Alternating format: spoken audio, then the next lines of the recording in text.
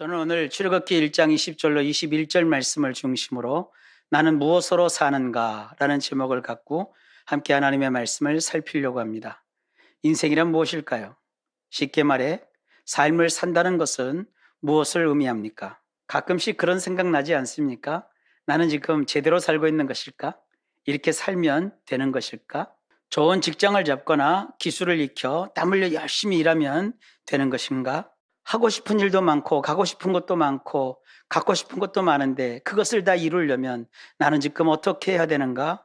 내가 살면서 그런 것들을 과연 다 이룰 수 있을까? 남들은 생활도 안정되고 사랑하는 사람과 함께 살고 아무것도 부러울 것 없이 잘 사는 것 같은데 왜 나는 이렇게 어려움도 많고 고통도 심하고 하는 일도 자꾸 막히고 뭔가 되는 일이 없는 것일까?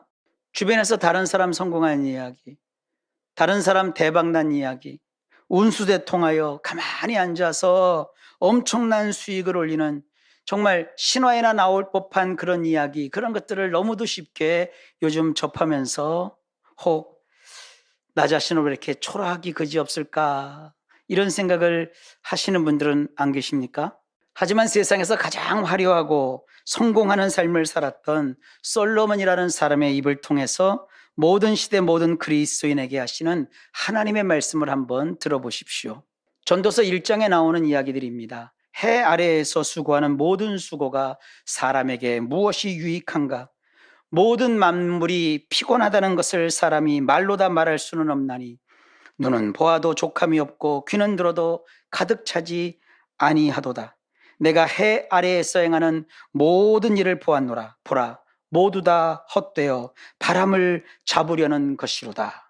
이 말씀을 자칫 오해하면 인생을 불행하고 비참한 것으로만 보고 좀 더 낮게 바꾸려고 하거나 발전하는 것은 불가능하다고 보는 염세주의를 부추기는 것으로 여길 수도 있어요.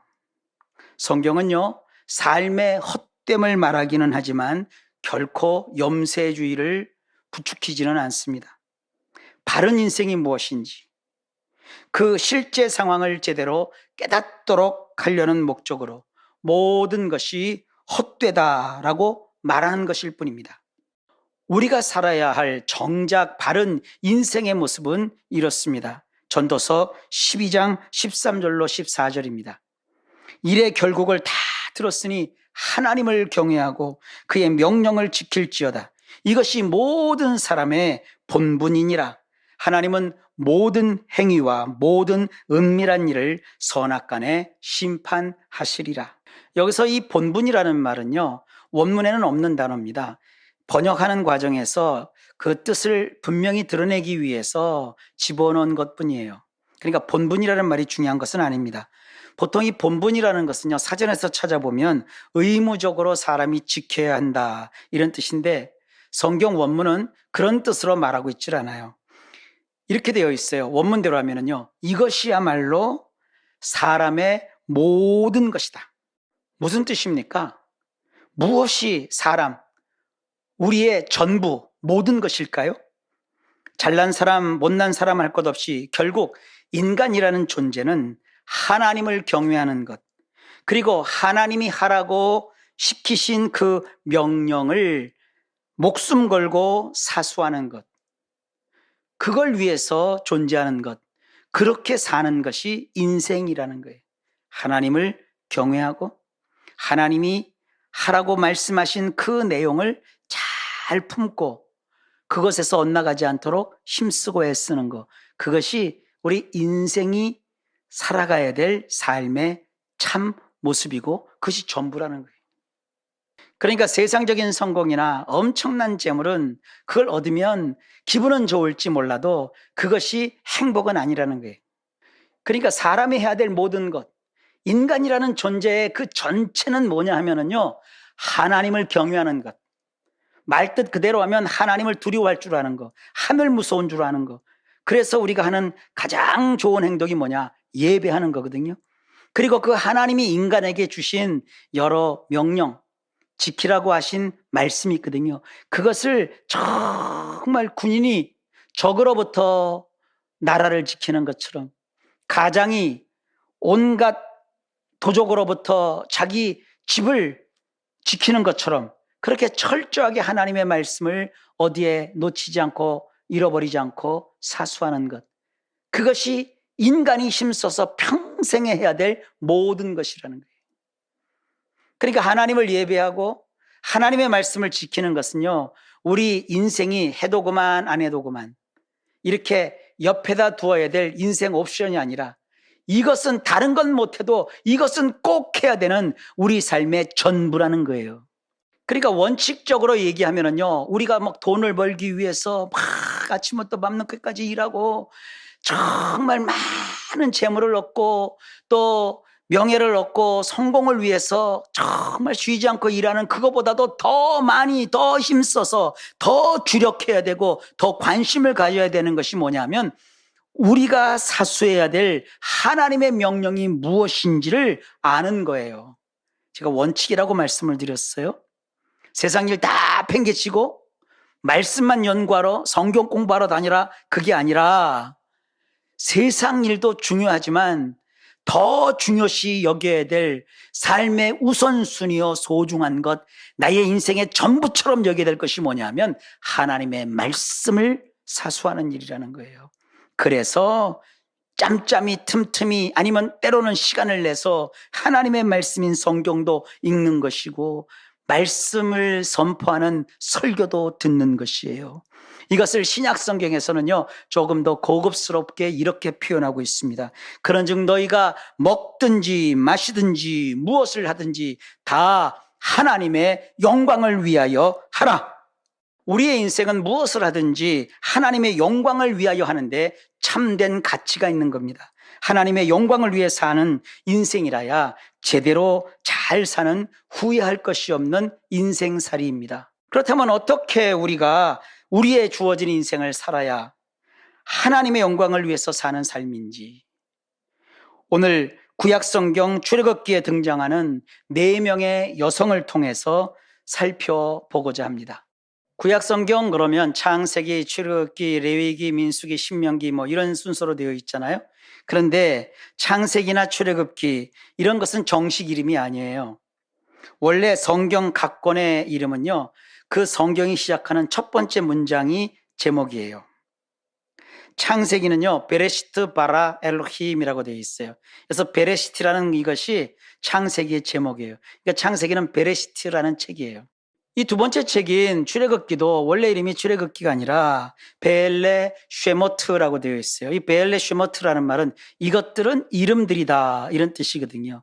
그러니까 이 출애굽기라는 말은요, 그 제목이 이름들의 책이라는 거예요. 사람들은 대개 출애굽기를 보면서 거기에 나오는 무슨 여러 지명 그리고 사건 이런 데 관심을 많이 갖지만 성경 자체는 정말 이 출애굽기에서 중요한 것은 거기 나오는 이름들이라고 알려주고 있어요.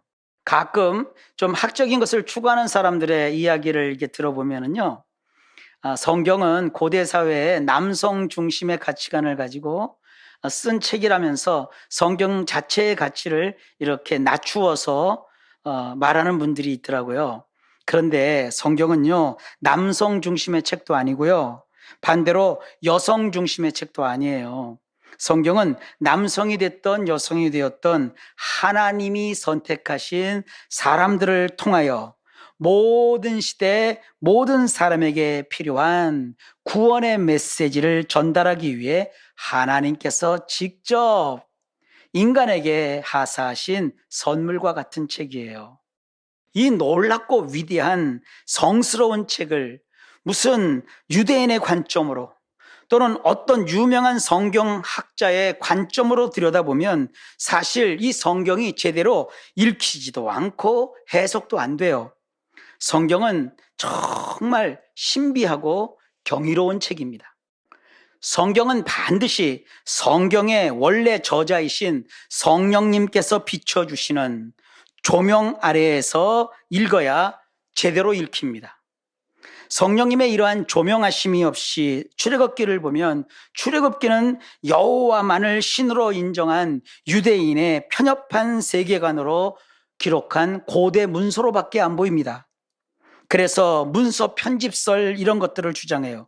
문서 편집설이라는 게 뭐냐 하면은요, 모세가 아닌 다른 어떤 이름도 알 수 없는 어떤 종교인들이 유대교라는 것을 만들기 위해서 바벨론 포로에서 돌아온 다음에 고대 근동 세계에 흩어져 있는 여러 자료들을 참조하여 짜집기를 해서 창작했다는 거예요, 성경을. 그러면서 뭐라고 저들이 주장을 하느냐 하면은요, 성경을 보라 이거예요. 성경을 보면 하나님을 어떤 곳에서는 엘로힘이라고 하고 있고 또 어떤 곳에서는 여호와라고 호칭한다는 거예요. 그러니까 하나님을 엘로힘이라고 하고 어떤 곳은 여호와라고 했으니까 서로 다른 자료를 갖다가 짜깁기를 했다는 거예요. 그래서 엘로힘이라고 표현한 그 문서는 이문서, 여호와라고 표기한 그 문서는 제문서, 그리고 제사장들이 쓴 것이라는 그 문서는 피문서, 전통적인 종교적 교훈을 기록한 문서는 D문서, 이런 식으로 막 얘기하면서 이것들을 갖다가 사람들이 막 짜집기를 해서 만들어 놓은 것이 성경이라는 거예요. 그러면서 성경은 하나님이 주신 하나님의 말씀이 아니라 그냥 종교적인 목적으로 기록한 그런 책이라 이렇게 얘기하고 있어요. 근데 불행한 것은요, 이런 것을 정설인 것처럼 요즘 사람들이 생각하고 있다는 거예요. 이런 것들은 학자들이 밥벌이를 위해서 뭔가 대단한 발견을 한 듯이 이런 걸 가지고 책도 쓰고 논문도 쓰고 신학교에서 강의를 하는 것뿐이지 그것이 아닌 거예요. 근데 그러한 것을 가르치는 학자들에게서 배운 신학생들이 나중에 목회자가 되고 또 교회에서 설교를 하면서 어떤 풍조가 만들어지냐 하면 성경은 전하지 않고 성경 밖에 있는 사람의 교훈과 세상 이야기를 사람들의 귀에 듣기 좋게 각색하여 그거를 설교라고 하면서 전하는 거예요. 하나님의 생명의 기운이 거기 담겨져 있지 않으니 이런 가르침이 차고 넘치면서 결국 그 틈이 생기고 그 틈을 비집고 이단과 사이비가 진짜 행세를 하면서 생명수는 점점 온 세상에서 고갈되고 있어요. 이런 미래의 일을 미리 내다본 아모스 선지자는 이렇게 종말의 현상을 예언했습니다. 주 여호와의 말씀이니라. 보라, 날이 이를지라. 내가 기근을 땅에 보내리니 양식이 없어 주림이 아니며 물이 없어 가람이 아니요 여호와의 말씀을 듣지 못한 기갈이라. 사람이 이 바다에서 저 바다까지 북쪽에서 동쪽까지 비틀거리며 여호와의 말씀을 구하려고 돌아다녀도 얻지 못하리니 그날에 아름다운 처녀와 젊은 남자가 다 갈아여 쓰러지리라. 여기에 등장하는 아름다운 처녀, 젊은 남자, 이들은 요즘식으로 얘기하면은요, 청장년이에요. 청소년이고 청년이고 그리고 이제 30대 40대의 젊은 사람들이라고요. 이 사람들이 많이 배워서 지식도 가지고 있고 또 정보도 많이 접하고 있지만 그들의 영적인 상태는 점점 갈아여 쓰러진대요. 이것이 오늘날 현상입니다. 실제로 그렇습니다. 우리에게 필요한 것은 쉽고 재미난 스트레스 해소용 1시간짜리 이야기가 아닙니다. 내 영과 혼과 마음과 정신과 생각에 신령한 진리의 말씀과 하나님의 생명으로 가득 채워 부족함이 없게 할 하늘에서 내려오는 하늘 양식입니다. 그런 하늘 양식, 참된 하나님의 말씀이 있는 곳이라야 성령께서 충만하게 활약하시고 진리를 깨달아 사람들 속에 진정한 자유와 참된 평화가 그 마음에 넘치게 됩니다. 그런 은혜를 받으면 우리도 바울처럼 이렇게 능히 고백할 수 있습니다. 우리는 속이는 자 같으나 참되고 무명한 자 같으나 유명한 자요 죽은 자 같으나 보라 우리가 살아있고 징계를 받는 자 같으나 죽임을 당하지 아니하고 근심하는 자 같으나 항상 기뻐하고 가난한 자 같으나 많은 사람을 부요하게 하고 아무것도 없는 자 같으나 모든 것을 가진 자로다.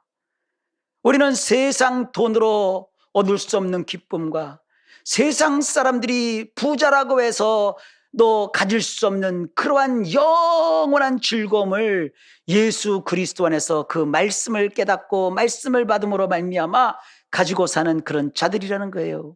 그리고 눈앞에 보이는 이익만 쫓아가는 세상에서 이러한 위대한 신앙적 선포를 할 수 있습니다. 그러므로 우리가 낙심하지 아니하노니 우리의 겉사람은 낡아지나 우리의 속사람은 날로 새로워지는도다. 우리가 잠시 받는 환난에 경한 것이 지극히 크고 영원한 영광에 중한 것을 우리에게 이루게 함이니 우리가 주목하는 것은 보이는 것이 아니요 보이지 않는 것이니 보이는 것은 잠깐이요 보이지 않는 것은 영원함이라. 우리 예수 믿는 사람은요, 눈앞에 보이는 것을 쫓아서 사는 사람이 아니고 눈에 보이지 않는 저 영원한 세상을 바라보면서 이 주어진 인생을 살아가는 자들입니다.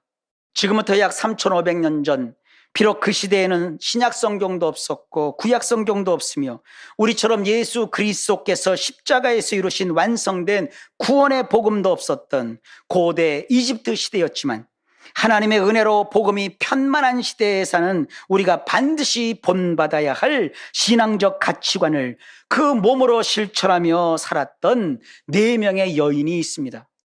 이름의 책이라고 하는 이 출애굽기에 등재된 4명의 여인들은 십브라, 부아, 요게벳, 미리암이라는 여성들입니다. 먼저 이 십브라와 부아라는 여인은요, 우리 성경에 보면 시브리 산파라고 되어 있거든요. 이 표현이 조금 애매해서 그런데요, 히브리인인지 아닌지 그것은 확실하지 않습니다.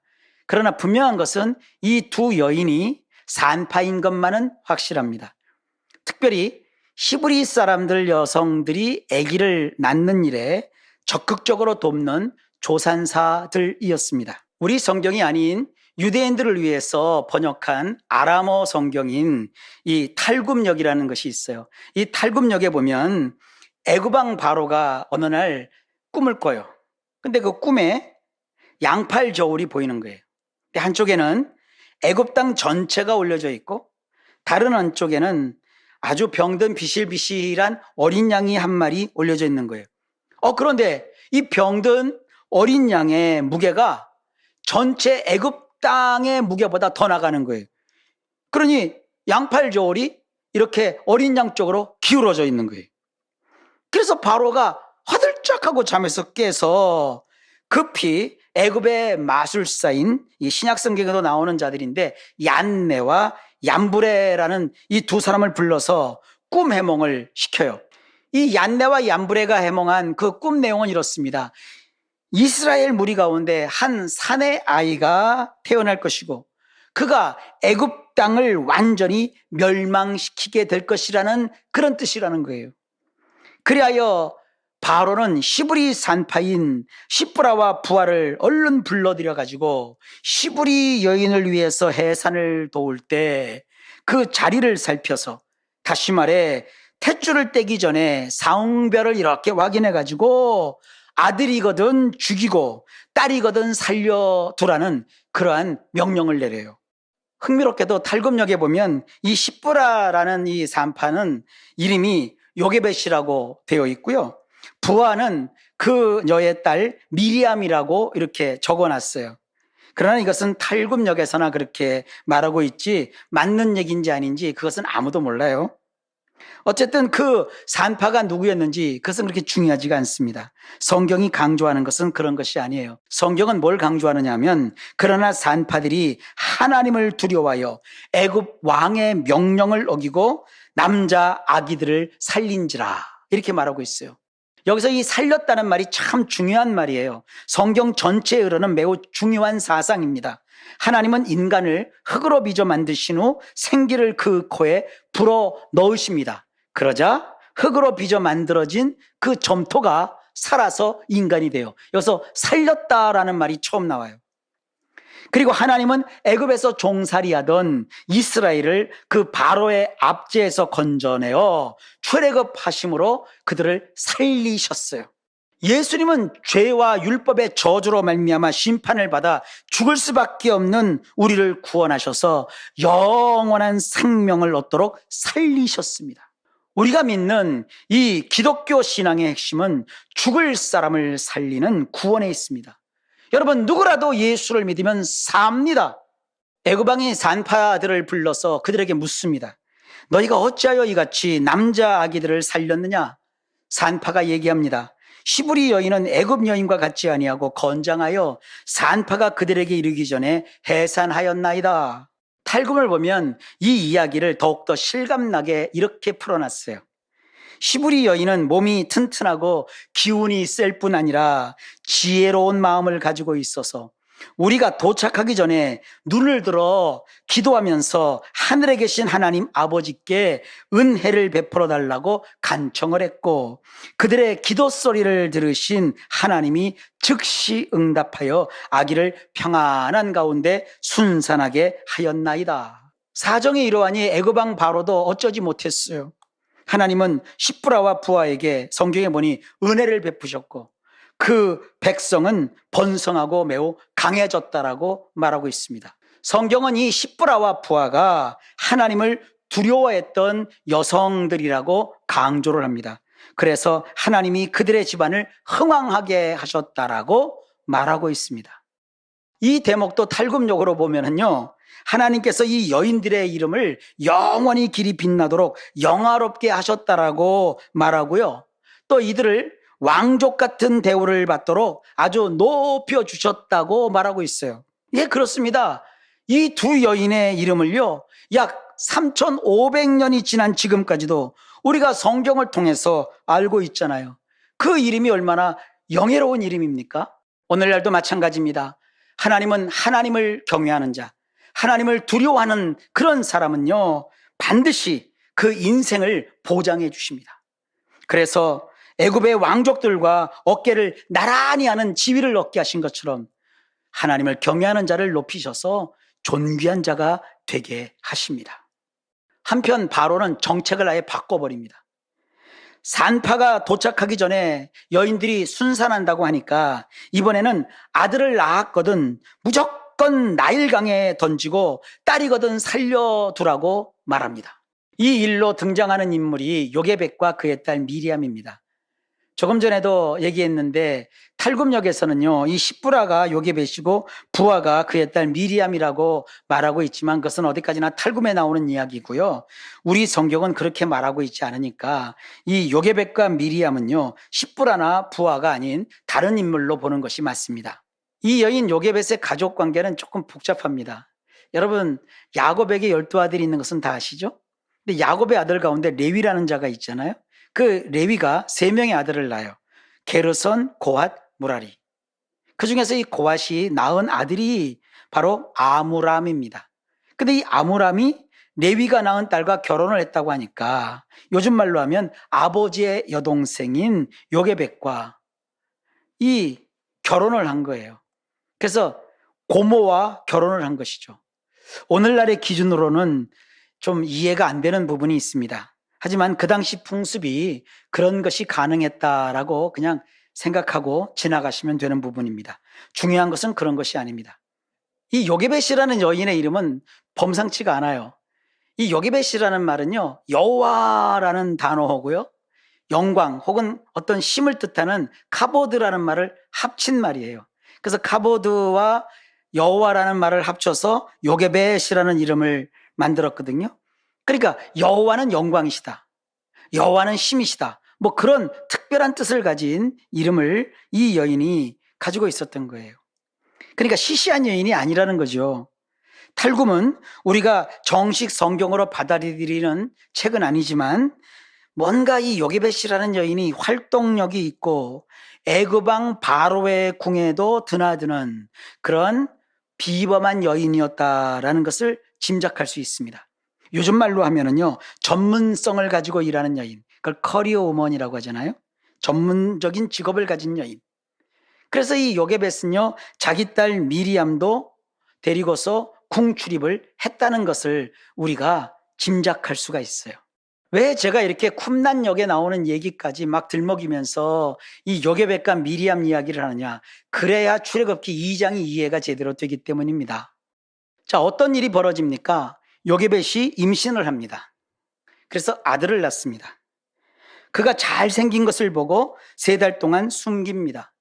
더 숨길 수 없게 되자 그 아기를 위해서 갈대 상자를 가져다가 역청과 나무진을 칠하고 아기를 거기 담아 나일 강가 갈대 사이에 둡니다. 그 아기의 누이 미리암이 어떻게 되는지 알려고 멀리 서서 봅니다. 마침 바로의 딸이 목욕하러 나일강에 옵니다. 시녀들과 함께 나일강가를 거닙니다. 바로의 딸인 그 공주가 갈대 사이에 상자를 발견하고 시녀를 보내어서 그걸 가져다가 열어봅니다. 근데 그 속에 아기가 있는 거예요. 아기가 막 울고 있는 거예요. 보니까 아기가 시부리인 아기예요. 근데 막 우니까 공주의 마음이 동한 거예요. 아, 불쌍해진 거예요. 그러면서 시부리 아기인데 참 불쌍하다. 그 순간 그 아기의 누이인 미리암이 바로의 딸에게 쭉 와서 내가 가서 당신을 위해 시부리 여인 중에 유모를 불러다가 이 아기에게 젖을 먹이게 하리이까? 그러자 바로의 딸이 그렇게 하라고 합니다. 그래서 그 소녀가 가서 그 아기의 엄마를 불러옵니다. 이 대목이 벌써 꼬이는 거예요. 공주와 시녀가 움직이면 아무리 3000년 전, 3500년 전 옛 시대라고 해도 그래도 공주가 움직이는데 이 시부리 여인이 더군다나 미리암 같은 아이가 그냥 공주 옆에 얼른 아무렇지도 않게 다가올 수 있다? 이게 조금 상식적으로 이해가 안 되는 부분이 우선 막히죠? 어쨌든 그 미리암에게 바로의 딸 이 공주가 말합니다. 아기를 데려다가 나를 위해서 젖을 먹여라. 내가 그 삭슬 주리라. 그러자 그 미리암이 아기를 데려다가 엄마에게 주어서 젖을 먹여 키웁니다. 아기가 다 자란 다음 바로의 딸에게로 데려갑니다. 그가 그 공주의 정식 아들이 되고 물에서 내가 그를 건져냈다는 뜻에서 그 공주가 그 아기의 이름을 모세라고 줘줍니다. 자, 이 대목도 탈굼으로 보면 좀 흥미롭습니다. 탈굼역에 보면 모세는 엄마 뱃속에서 6개월까지만 있다가 태어난 미숙아이입니다. 그렇지만 매우 건강했습니다. 3개월을 그 엄마가 감춥니다. 9개월이 되었습니다. 더는 숨길 수 없게 되었습니다. 애굽인들에게 들키면 큰일 났거든요. 그러니까 역청과 나무진으로 방수 처리한 파피루스 상자에 그 아기를 담아서 강가 갈대숲에다가 가져다 놓습니다. 그리고 그 누나 미리암이 멀리 서서 어떤 일이 벌어질지 쳐다봅니다. 그 무렵 하나님이 애굽 땅에 육체에 타는 듯한 통증과 염증이 생기는 질병을 보내십니다. 바로의 딸도 악창이 나서 나일강에 병치료를 위해서 씻으러 나옵니다. 시녀들과 강가를 걷다가 갈대숲 사이에 놓여있는 상자를 발견합니다. 그리고 팔을 내밀어 그 상처를 잡는 순간 그 즉시 타는 듯한 통증이 사라지고 염증이 싹 치료가 되는 거예요. 놀랍지 않습니까? 굉장히 신기한 상자잖아요. 그러니까 공주가 그 상자를 열어봅니다. 아, 그랬더니 그 안에 아기가 있었고 아기가 막 울고 있는 거예요. 자, 여러분이 공주라면 그런 신비한 상자를 보고 그 신비한 상자 속에 들어있는 아기를 예삿 아기로 여기겠습니까? 지금 그런 흐름을 탈굼에서 강조하고 있는 거예요. 히브리서 11장 23절에 보면 이렇게 말하고 있습니다. 믿음으로 모세가 낳았을 때 그 부모가 아름다운 아이임을 보고 석 달 동안 숨겨 왕의 명령을 무서워하지 아니하였으며, 모세를 석 달 동안 숨겼다. 이것은 왕의 명령을 무서워하지 않는 행동이었다. 모세를 나일강의 갈대숲 사이에 둔 행동을 믿음으로 한 행동이라고 히브리서 기자가 평가하고 있습니다. 성경은 이 요게벳과 미리암이 한 이 모든 행동은 믿음에 의한 행동이었다고 말하고 있습니다. 그런 믿음의 행동으로 말미암아 모세라는 인물이 생존할 수 있었고, 그런 모세를 통해서 온 인류를 구원하시는 하나님의 행하심이 무엇인지 분명하게 드러나게 되었습니다. 그리고 이 땅에 오셔서 결국 우리의 구원을 완성하신 예수님이 누구시며 예수님이 십자가에서 이루신 이 구원이 무엇을 의미하는지 확실하게 우리가 깨닫는데 큰 도움이 됩니다. 예수님은요, 모세를 통해 하나님께서 애굽에 종살이하던 이스라엘을 그 강한 손과 편팔로 건져내셔서 약속의 땅 가나안으로 이끌어 가신 것과 똑같은 일을 이루시기 위해서 이 땅에 오신 우리의 영원한 구원자이십니다. 예수님의 십자가 구원으로 말미암아 우리는 죄된 세상을 상징하는 애굽에서 나올 수 있게 되었습니다. 예수님의 십자가 구원은 그 한순간으로 끝나는 것이 아니라 이스라엘 사람들처럼 가나안으로 가는 훈련과 연단의 과정을 반드시 거쳐야만 합니다. 그리고 예수님의 십자가 구원은 가나안에 들어가 하나님의 나라를 영원히 현실 속에서 실현하는 일로 이어집니다. 이 놀라운 십자가 구원의 출발점에 등장하는 이 4명의 여인들을 통해서 우리는 오늘날 그리스도인으로서 무엇을 위해서 어떻게 인생을 살아야 되는지 지혜를 얻을 수 있습니다.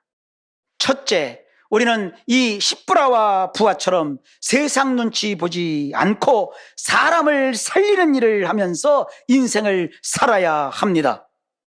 둘째, 우리는 요게벳과 미리암처럼 세상 왕이 아니라 왕중왕이신 하나님을 두려워하는 가운데 믿음으로 생각하고 믿음으로 하나님 앞에서 바른 선택을 하여 그 가진 믿음을 행동으로 옮기는 이런 실천하는 그리스도인의 삶을 살아야 합니다.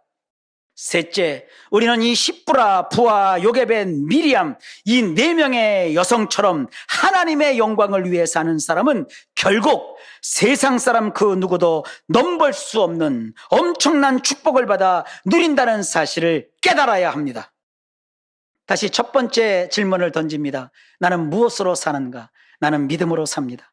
물론 세상 살아가는 데는 많은 것이 필요합니다. 돈도 필요하고 사람도 필요하고 그리고 명예도 필요하고 성공도 필요하고 건강도 필요합니다.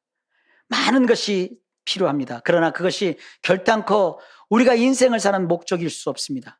우리는 하나님의 영광을 위해서 믿음으로 사는 자들이고 믿음으로 사는 자에게는 하늘 위로가 있고 하나님의 보장하심이 있고 하나님의 인도하심이 있고 지금은 없는 것 같아도 결국은 하나님께서 다 얻게 하시고 지금은 초라하고 낮은 것 같아도 결국은 높이셔서 하나님의 영광의 빛이 영원토록 빛나게 하시는 것을 믿으시기 바랍니다. 믿음으로 사는 자는 진정 이 세상을 잘 사는 자들인 것을 잊지 마시기를 바랍니다.